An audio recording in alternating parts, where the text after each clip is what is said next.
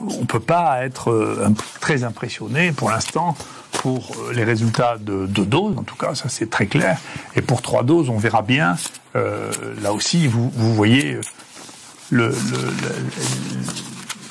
marketing de ces vaccins disait qu'il y avait 99% de protection. Quand même, c'est pas raisonnable. Ça veut dire qu'on a sauté un certain nombre d'étapes qui nous ont pas permis de voir un certain nombre de choses, et que donc si on croit vraiment exactement tout ce que disent les gens qui mettent les choses sur le marché, si vous voulez, alors qu'une des parties n'est pas disponible pour analyse, eh bien, on a de mauvaises surprises. Et ce qui pose une question, d'ailleurs, c'est que je vois vis-à-vis d'une partie de la presse, si vous voulez, quand vous essayez d'être lucide, si vous voulez, il y a le mot lucide finit par disparaître au profit de complotiste.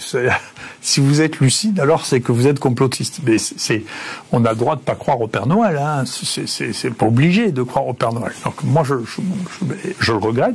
Sinon, j'aurais des cadeaux surprises à Noël. J'en ai pas.